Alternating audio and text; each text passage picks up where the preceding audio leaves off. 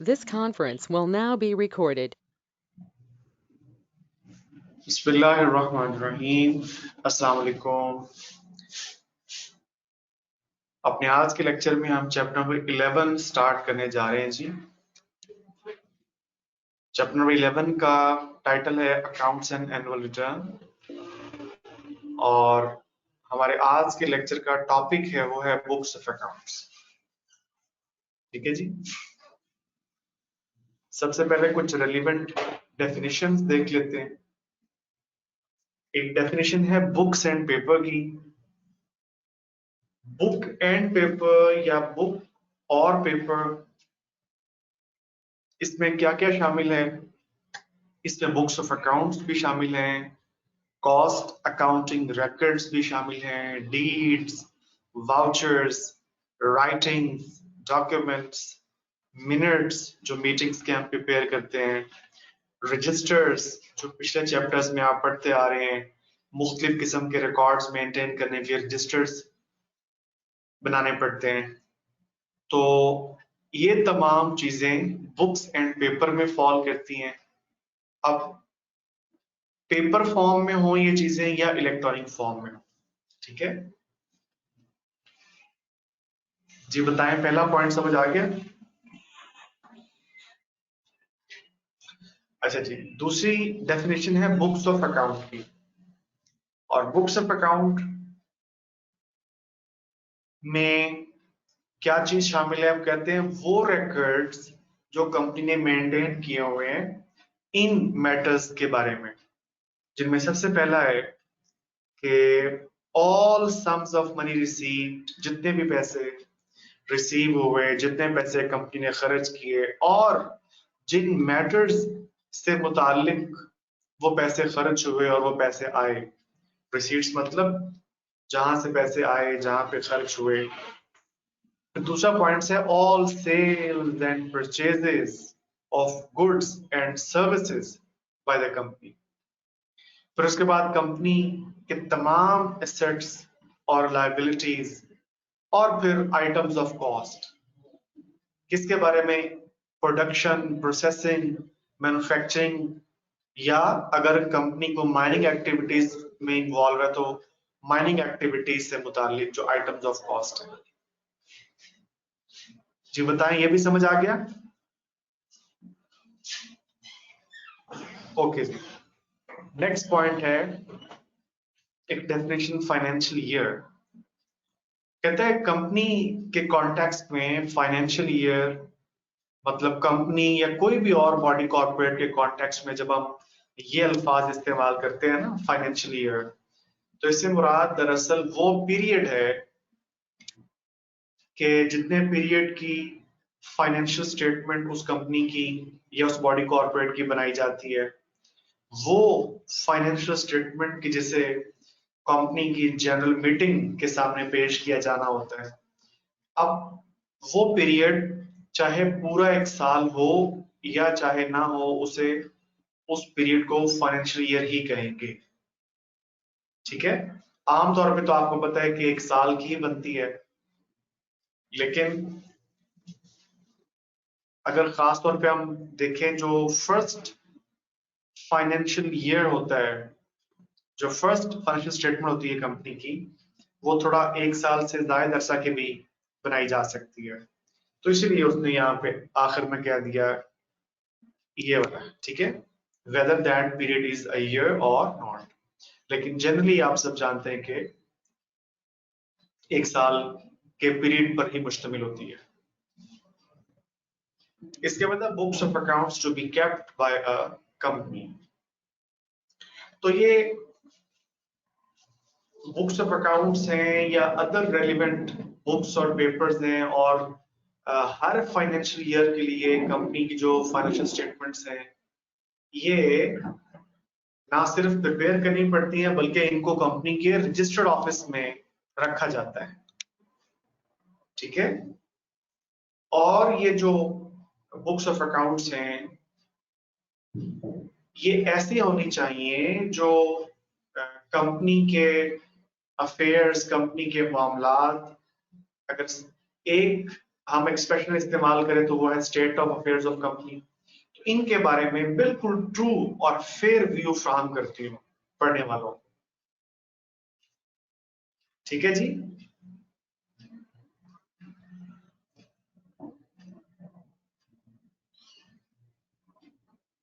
जी जरा बता दें यार, यहां तक क्लियर है?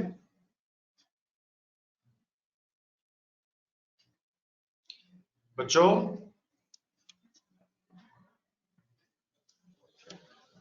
ओके जी।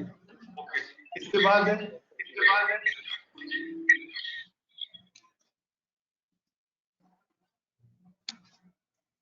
नेक्स्ट पॉइंट है कॉस्ट अकाउंट्स। सो अगर कोई कंपनी इंगेज्ड है प्रोडक्शन, प्रोसेसिंग, मैन्युफैक्चरिंग या माइनिंग एक्टिविटीज में, तो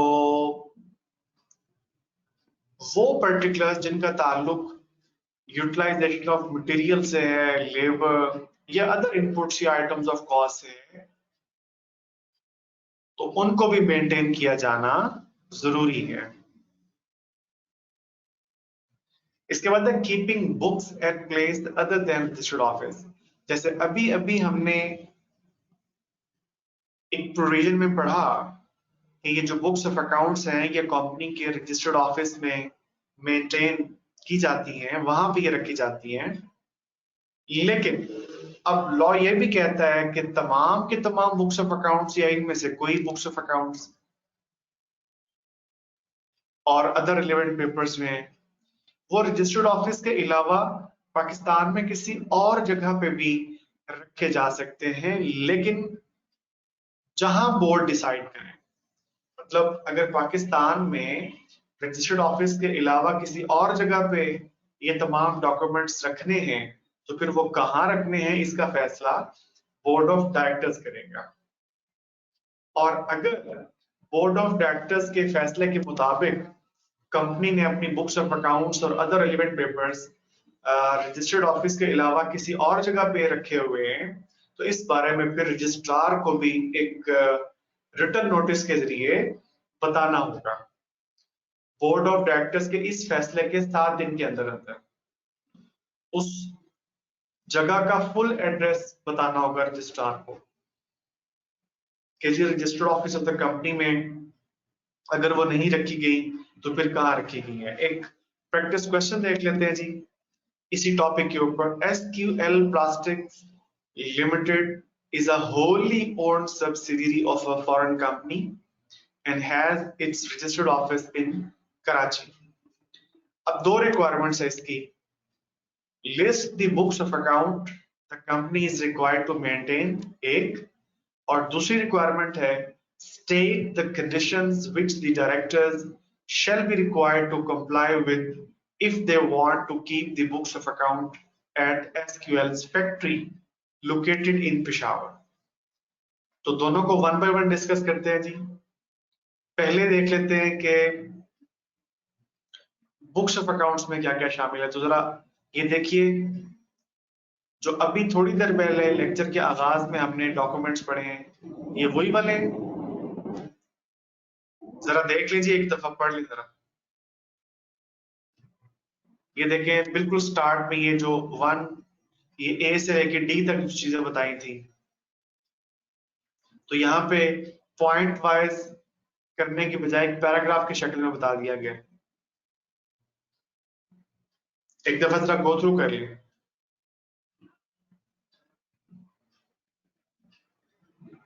ठीक है, वही है। ओके जी।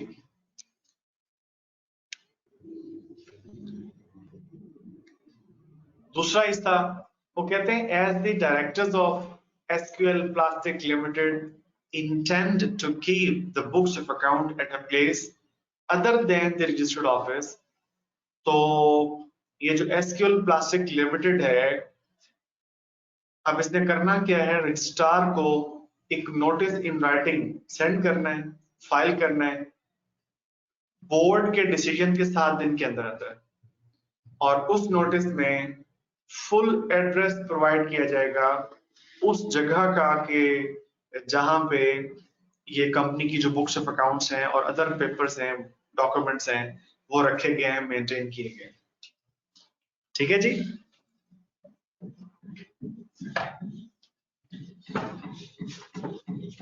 अच्छा, इसके बाद है रिकॉर्ड्स ऑफ ब्रांच ऑफिसेस।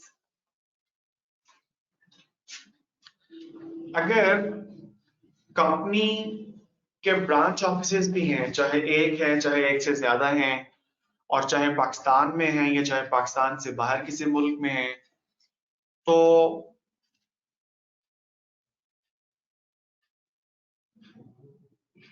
अब बुक्स ऑफ अकाउंट्स मेंटेन किए जाने के बारे में जो रिक्वायरमेंट्स अभी आपने पढ़ी, वो तमाम रिक्वायरमेंट्स कंप्लाइड तस्वुर की जाएंगी, फुलफिल्ड तस्वुर की जाएंगी अगर बुक्स ऑफ अकाउंट्स जो कि उस पर्टिकुलर ब्रांच ऑफिस से मुतालिक हैं, अगर वहीं पे भी उनकी कॉपीज रखी हुई हैं और उसके साथ साथ उनकी जो प्रॉपर समराइज्ड रिटर्न्स हैं वो periodically उस ब्रांच ऑफिस से कंपनी के रजिस्टर्ड ऑफिस में भी अगर भेजी जा रही हैं,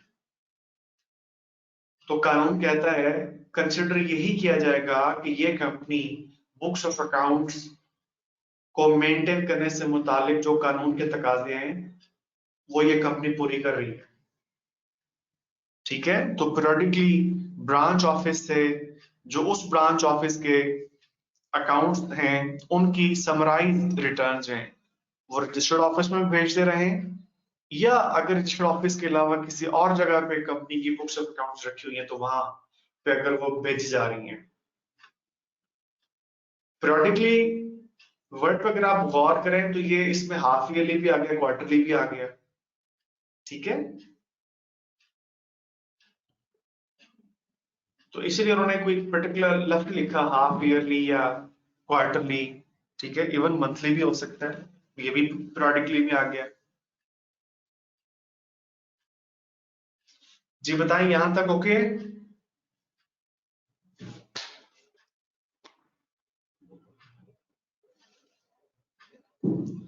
ओके, इसके बाद है इंस्पेक्शन बाय डायरेक्टर्स।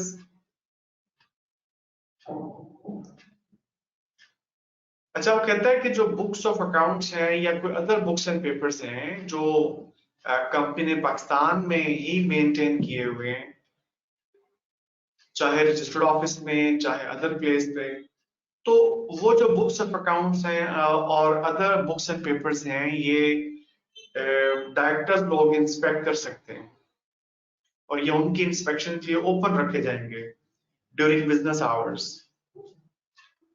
और फर्ज करें कि अगर कोई फाइनेंशियल इंफॉर्मेशन मुल्क से बाहर किसी जगह पे मेंटेन की गई है जो कि यहाँ पाकिस्तान में किसी डायरेक्टर को चाहिए, उसने इंस्पेक्शन करनी है, तो वो फाइनेंशियल इंफॉर्मेशन फिर उस डायरेक्टर को यहाँ पे प्रोड्यूस की जाएगी उसकी इंस्पेक्शन के लिए, अगर वो उनको देखना चाहता है तो उसे यहाँ प्रोड्यूस की जाएगी।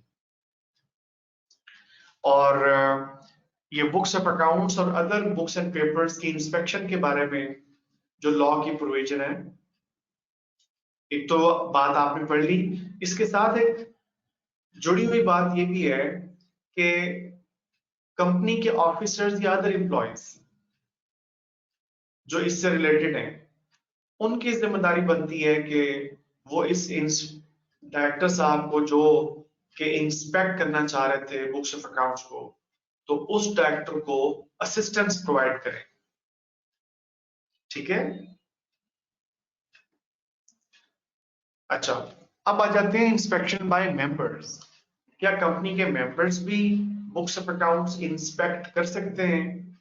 तो एब्सोल्यूट राइट तो खैर नहीं है, एब्सोल्यूट राइट तो मेंबर्स के पास नहीं है कि वो बुक्स ऑफ अकाउंट्स इंस्पेक्ट कर सकें। अलबत्ता कंपनीज एक्ट के तहत या डायरेक्टर्स या जनरल मीटिंग अगर ऑथोराइज करे किसी मेंबर को या मेंबर्स को, तो ही वो मेंबर या members books of accounts inspect कर सकते हैं। जी बताइए, पॉइंट समझ आ गया?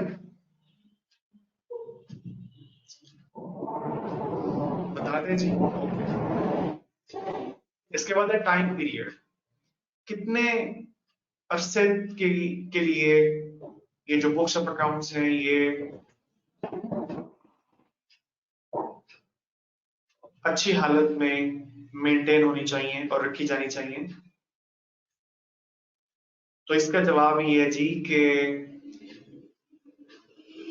इमीडिएटली प्रोसीडिंग जो 10 फाइनेंशियल ईयर्स हैं, कम से कम 10 financial years immediately proceeding a financial year, तो इतने सालों की जो बुक्स ऑफ अकाउंट्स हैं वो गुड ऑर्डर में, अच्छी हालत में मेंटेन की जानी लाजमी है।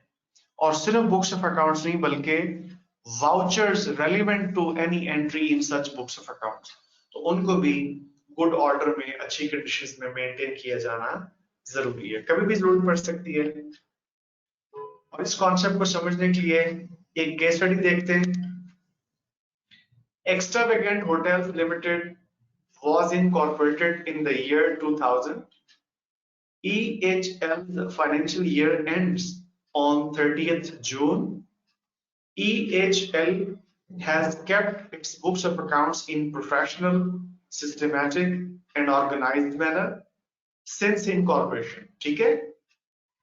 अब 15 मार्च 2022 को बोर्ड ऑफ डायरेक्टर्स ने अप्रूव किया। उसकी भी वजह यह थी कि स्पेस शॉर्ट हो गई थी, तो इस वजह से बोर्ड ऑफ डायरेक्टर्स ने अप्रूव कर दिया कि जो बुक्स ऑफ अकाउंट्स हैं वो बस रखी जाएंगी up to the period prescribed by the companies act. तो आप जरा गैस करें कि कितने सालों की जो बुक्स ऑफ अकाउंट्स हैं इस कंपनी की वो डिस्पोज ऑफ की जा सकती हैं। आप देखें जरा, ये फैसले की डेट भी आपको बता दिया और इनकॉर्पोरेशन ऑफ कंपनी की डेट भी आपके सामने है। तो इसका मतलब है कि सन 2011 तक का जो फाइनेंशियल ईयर है उस तक की जो बुक्स ऑफ अकाउंट्स हैं डिस्पोज ऑफ की जा सकती हैं। ठीक है? और उसकी वजह भला क्या है, आप गिन के देख लें। फाइनेंशियल ईयर 2021 से पिछले जो 10 फाइनेंशियल ईयर हैं वो कहां तक बनते हैं जी? फाइनेंशियल ईयर 2012 से लेके फाइनेंशियल ईयर 2021 तक। तो ये जो 10 फाइनेंशियल ईयर्स हैं इनकी जो बुक्स ऑफ अकाउंट्स है वो अच्छी हालत में रखनी पड़ेगी, उससे पहले कि डिस्पोज ऑफ कर दें। खैर जी, बता दीजिए ये टाइम पीरियड समझ आ गया आप लोगों को? यार बताइएगा, टाइम पीरियड समझ आ गया? ओके। इसके बाद है रिक्वायरमेंट फॉर लिक्विडेटर। अगर एक कंपनी वाइंड अप हो रही है तो कंपनी की वाइंडिंग अप के लिए लिक्विडेटर अपॉइंट किया गया था।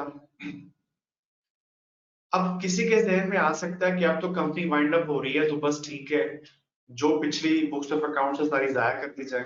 तो ऐसी बात नहीं है।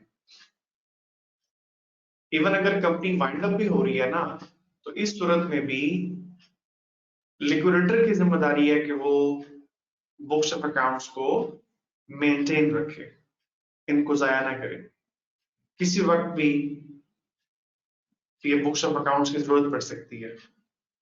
कोई इशू, कोई डिस्प्यूटेड मैटर अराइज हो सकता है, किसी का क्लेम व्हाटसएवर, तो उसको फिर रिजॉल्व किसकी रोशनी में किया जाएगा? ऑब्वियसली बुक्स ऑफ अकाउंट्स की रोशनी में।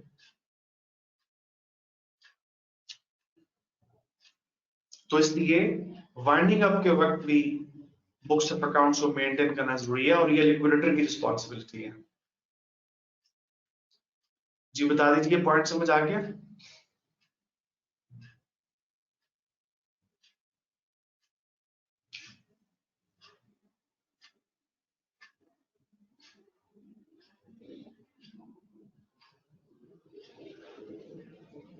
ठीक है जी, यहां तक बस इसे कंक्लूड करते हैं। फिर इससे जो नेक्स्ट टॉपिक है वो इंशाल्लाह नेक्स्ट लेक्चर में स्टार्ट करेंगे इंशाल्लाह।